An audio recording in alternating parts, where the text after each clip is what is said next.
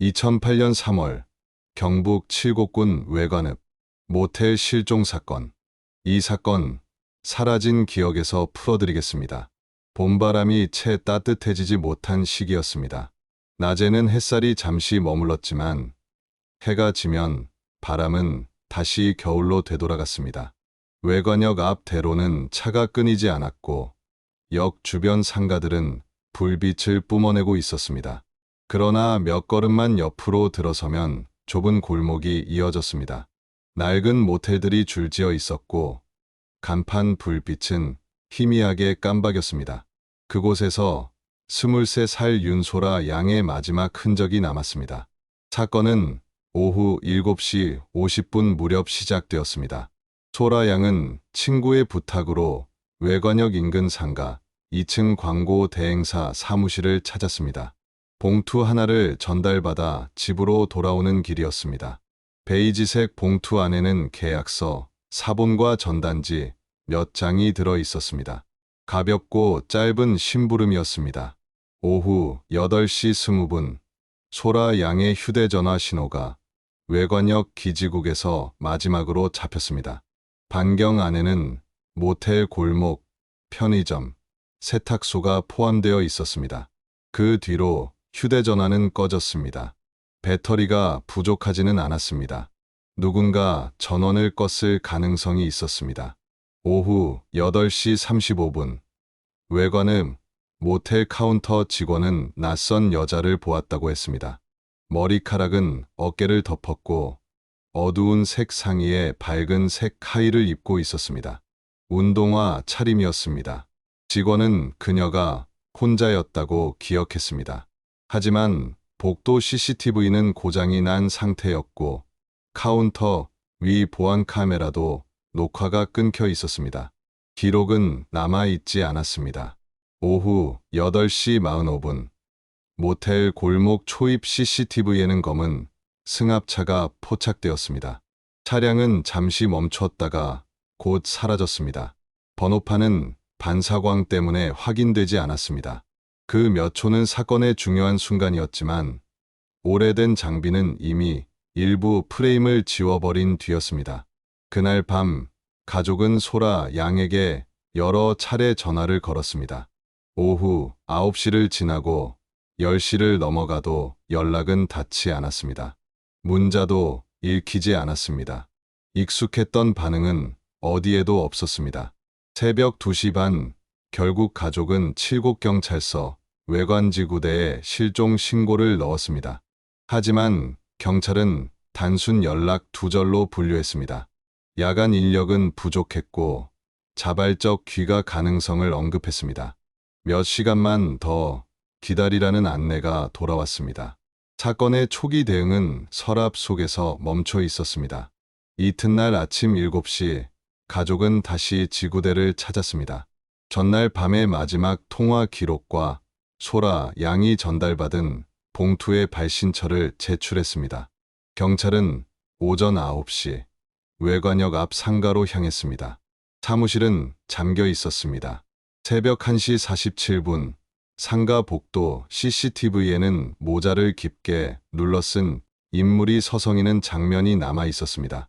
마스크와 후드를 착용해 얼굴은 보이지 않았습니다. 그는 창문 너머를 살피다 사라졌습니다. 소라 양이 도착하기 전의 일이었습니다.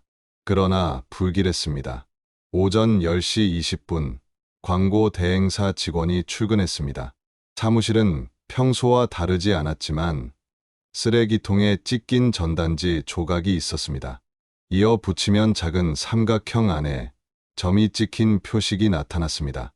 직원은 그저 버려진 광고지일 뿐이라고 했습니다. 그러나 경찰은 증거 봉투에 담았습니다. 정오 무렵 가족은 외관읍 모텔 골목을 다시 돌았습니다. 길바닥 물자국 사이에 작은 운동화 자국이 남아 있었습니다. 소라 양의 것일 가능성이 있었습니다. 하지만 확정할 수는 없었습니다. 같은 사이즈의 신발은 흔했습니다. 오후 1시 모텔 카운터 옆에서 영수증 뭉치가 발견되었습니다. 전날 밤 시간대에 12장이 비어 있었습니다. 직원은 기억하지 못했습니다. 야간 근무는 피곤했고 실수는 잦았습니다. 그러나 그 실수는 중요한 공백이 되었습니다. 오후 2시 외관역 근처 편의점 CCTV에는 소라, 양과 닮은 여성이 잡혔습니다. 상의는 어두웠고 하의는 밝았습니다. 봉투를 들고 있었고 생수와 간식을 계산했습니다. 하지만 얼굴은 모자챙에 가려졌습니다. 확정할 수 없었습니다. 오후 4시 10분, 가족은 외관역 광장 근처에서 소라 양을 봤다는 전원을 들었습니다. 고등학생이 남긴 말이었습니다. 그러나 학생은 이미 떠났고 이름도 알 수 없었습니다.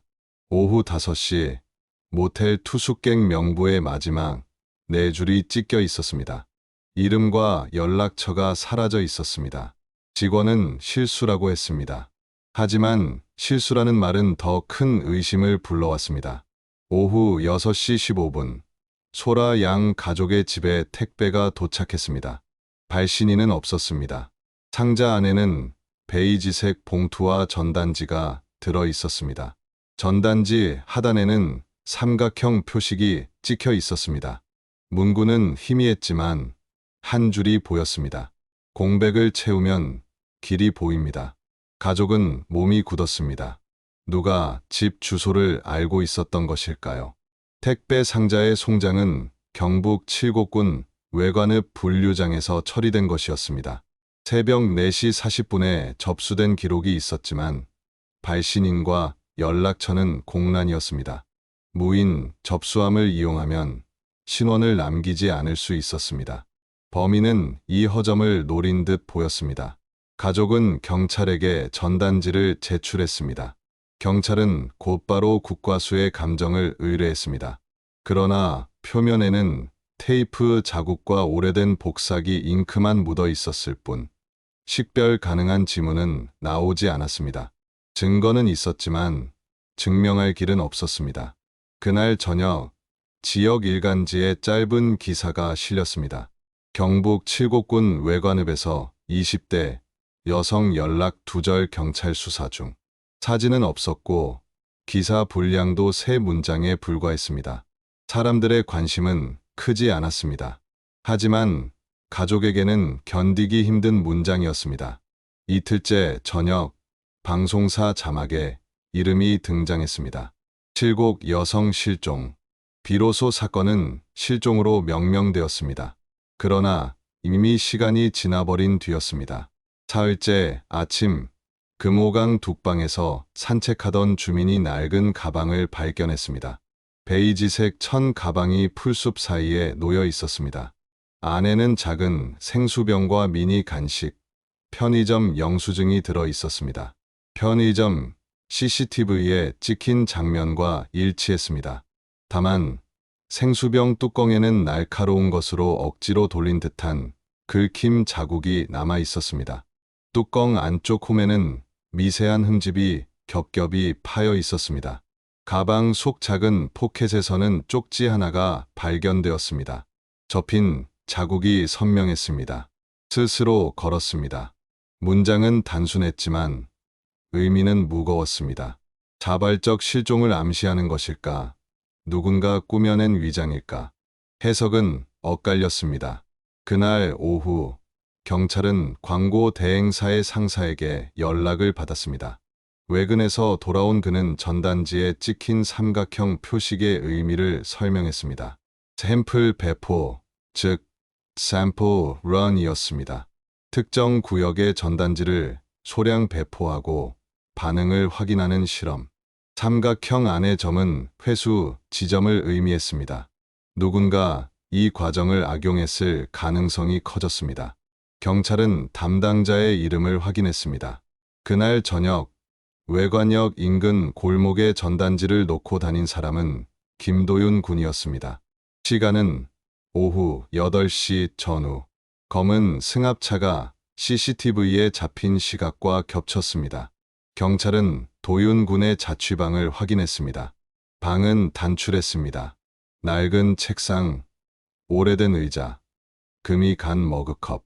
통화 기록에는 모르는 번호에서 5번의 부재중이 남아 있었습니다. 모두 선불폰이었습니다. 가입 정보는 없었습니다. 흔적 없는 번호였습니다. 사건 발생 날째, 수색은 더 넓은 지역으로 번졌습니다. 금호강 둑방을 따라 농로와 창고, 버려진 주택까지 탐문이 이어졌습니다. 자원봉사자들이 지도에 좌표를 찍고 간격을 맞춰 걸었습니다. 풀숲에서 흰 운동화 한 짝이 발견되었습니다. 사이즈는 작았습니다. 윤소라 양이 신던 신발과 비슷했습니다. 그러나 시중에 흔히 팔리던 제품이었기에 확정할 수는 없었습니다. 오후 2시 무렵 외관역 앞 편의점 주인으로부터 새로운 목격담이 나왔습니다. 그는 그날 밤 골목에서 여자가 남자 셋과 실랑이를 벌이는 듯한 장면을 보았다고 했습니다. 검은 차량이 곁에 서 있었다고도 했습니다. 하지만 정확한 시각은 기억나지 않았습니다. 술 취한 손님들로 착각했을 가능성도 있었습니다. 그는 사건 보도를 보고 나서야 기억을 꺼내놓았습니다. 오후 5시 경찰은 모텔 투숙객 명부의 공백을 다시 확인했습니다. 찢겨나간 마지막 4줄. 그 시간대에 머문 사람들의 기록은 모두 사라져 있었습니다. 직원은 실수라고 말했습니다. 그러나 실수라는 말은 오히려 더 큰 의심을 불러왔습니다. 밤이 되자 외관읍 골목의 모텔 간판 불빛이 깜박였습니다. 어둠이 골목을 덮었습니다. 순간 골목 끝에서 발걸음 같은 소리가 들렸습니다. 바람이 비닐을 굴린 듯했지만 일정했습니다. 발자국인지 바람인지 구분할 수 없었습니다. 다음 날 아침 경찰은 상가의 회수표에서 새로운 흔적을 발견했습니다. 전단지 번호 옆에 낯선 이니셜이 적혀 있었습니다.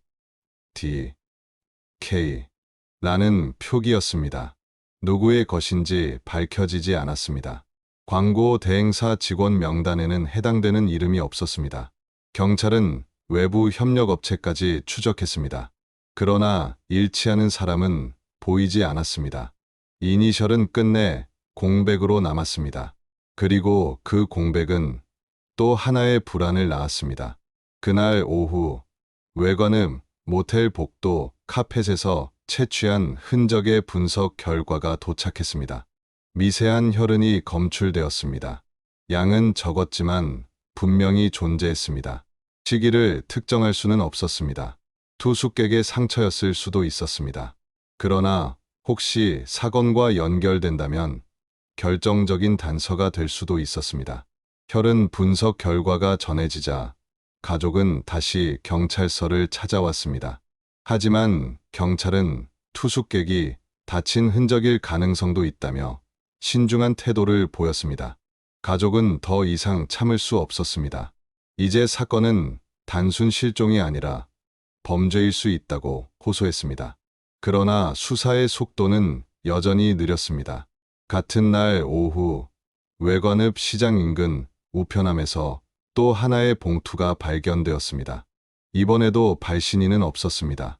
봉투 안에는 전단지 조각이 들어 있었고 접힌 부분에는 새 문장이 적혀 있었습니다. 스스로 걸었습니다. 이전과 같은 문장이었지만 이번에는 밑줄이 그어져 있었습니다. 누군가 일부러 반복해서 보여주고 있다는 뜻이었습니다. 경찰은 봉투의 출처를 추적했습니다. 외관 우체국 CCTV를 확보했지만 무인 접수함 앞에 서 있던 인물은 모자를 눌러쓰고 있었습니다. 흔적은 남지 않았습니다. 그날 저녁 금호강 둑방에서 자원봉사자들이 다시 수색을 이어갔습니다. 배수로 앞에서 수색견이 2번 짖으며 멈췄습니다. 물이 고여있던 자리에서 깨진 생수병 파편이 나왔습니다. 라벨은 번져 있었고 표면에는 작은 흠집이 있었습니다. 이빨 자국처럼 보였지만 실제로는 눌린 자국이었습니다. 공포는 흔적을 과장했습니다. 언론은 점점 사건을 크게 다루기 시작했습니다. 실종자의 얼굴이 TV 화면에 나오자 시청자 제보가 이어졌습니다. 어떤 이는 대구 방천시장 근처에서 그녀를 봤다고 했고 또 어떤 이는 구미역 대합실에서 닮은 사람을 보았다고 했습니다. 하지만 모든 제보는 흐릿했습니다. 사건을 좁히기는커녕 오히려 혼란을 키웠습니다. 밤이 깊어질 무렵 경찰은 광고 대행사에서 발견된 회수표를 다시 살폈습니다. 삼각형 표식 옆에는 또 다른 필체가 남아 있었습니다. 익숙하지 않은 글씨체. 선이 꺾이고 획이 불규칙했습니다. 도윤군의 필체와는 달랐습니다. 누군가 명단을 고쳤을 가능성이 있었습니다. 도윤군은 다시 불려와 조사를 받았습니다. 그는 자신이 맡은 구역에만 전단지를 놓았다고 했습니다. 외관역 골목은 분명히 그의 동선이었지만 검은 승합차를 보지 못했다고 주장했습니다. 휴대전화 기록에는 공백이 많았습니다. 밤 9시 이후의 위치 추적은 모두 끊겨 있었습니다. 그 역시 누군가의 시선 아래 있었던 것일까요? 다음 날 새벽, 외관역 근처 모텔 주차장에서 검은 승합차가 다시 목격되었습니다. 이번에는 뒤주리에 붙은 타원형 스티커가 선명하게 보였습니다. 중고차 딜러가 붙이는 검사 표시와 비슷했습니다. 차량은 잠시 서 있었다가 사라졌습니다. 번호판은 여전히 보이지 않았습니다. 이틀 후 외관읍 금호강 둑방에서 흰 운동화 한 짝이 발견되었습니다. 사이즈는 윤소라 양의 것과 같았습니다. 끈이 반쯤 풀려 있었고 흙이 깊이 묻어 있었습니다. 신발 안쪽에서는 머리카락 한 올이 나왔습니다. 길고 검은 머리카락이었습니다. 국과수는 DNA 검사를 진행했습니다. 결과는 며칠 뒤에 나올 예정이었습니다. 가족은 점점 지쳐갔습니다. 집 앞에는 취재진이 몰려들었고 카메라는 울고 있는 어머니의 모습을 담아갔습니다. 언론은 70 모텔 실종, 미궁 속으로라는 자극적인 제목을 달았습니다. 사실은 아직 밝혀진 것이 없었습니다. 그러나 사람들은 이미 결론을 내려버렸습니다. 경찰은 다시 광고 대행사를 압수수색했습니다. 서류 뭉치 속에서 수상한 메모가 나왔습니다. S, R, D, K. 그리고 옆에는 낯선 전화번호가 적혀 있었습니다. 선불폰 번호였습니다. 이 번호는 며칠 전 도윤군의 휴대전화에 찍힌 부재중 번호와 같았습니다. 경찰은 즉시 통신사에 조회를 의뢰했습니다. 그러나 이미 사용 중지된 번호였습니다. 통화 내역은 비어 있었습니다. 발신자와 수신자는 모두 확인되지 않았습니다. 흔적 없는 통신, 흔적 없는 사람. 어둠 속의 통로는 또 막혔습니다. 이 무렵 가족의 집에는 또 한 번 낯선 봉투가 배달되었습니다. 이번에는 소라 양의 어린 시절 사진이 들어 있었습니다. 놀이터에서 찍힌 흑백 사진이었습니다. 사진은 복사된 것이었고 원본은 알 수 없었습니다. 가족은 충격에 빠졌습니다. 누군가 오래전부터 지켜보고 있었다는 사실을 부정할 수 없었습니다. 경찰은 사진의 출처를 추적했습니다. 종이의 재질과 복사기의 흔적을 분석한 결과 일반 인쇄소가 아닌 고속 복사기에서 출력된 것으로 드러났습니다. 특정 모델에서만 나타나는 드럼, 자국이 종이에 남아 있었습니다. 그러나 외관읍 광고 대행사의 복사기와는 일치하지 않았습니다. 범인은 다른 곳에서 복사한 것이 분명했습니다. 경찰은 복사기의 흔적이 일치하지 않는다는 사실에 주목했습니다. 누군가 다른 장소에서 전단지와 사진을 복사했다는 뜻이었습니다. 칠곡군 내의 복사 업체들을 하나하나 확인했지만 동일한 드럼, 자국은 발견되지 않았습니다.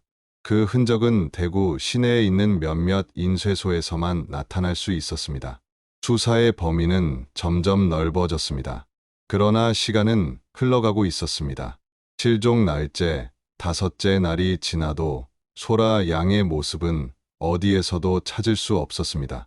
가족은 경찰의 움직임이 더디다고 느꼈습니다. 언론은 점점 더 자극적인 문구를 붙였습니다. 칠곡 모텔 괴담, 여성 실종, 검은 승합차의 정체. 제목은 커졌지만 사실은 늘 빈약했습니다. 그날 오후 금호강 둑방 인근에서 새로운 단서가 나왔습니다. 낡은 카세트 테이프 4개가 상자에 담겨 있었습니다.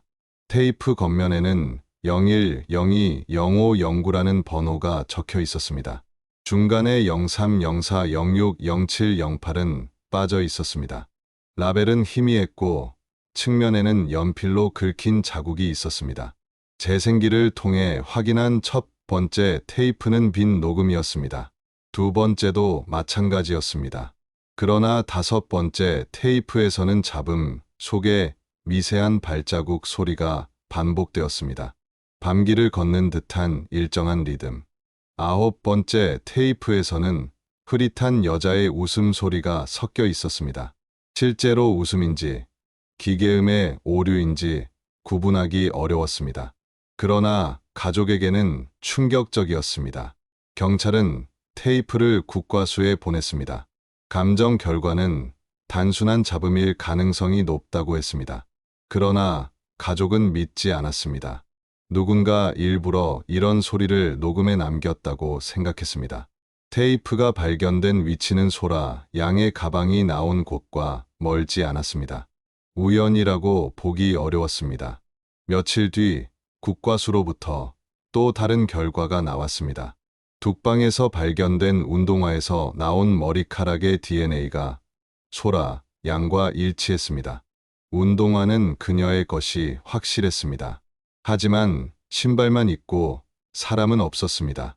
단서는 점점 늘어났지만 본질은 여전히 미궁 속에 있었습니다.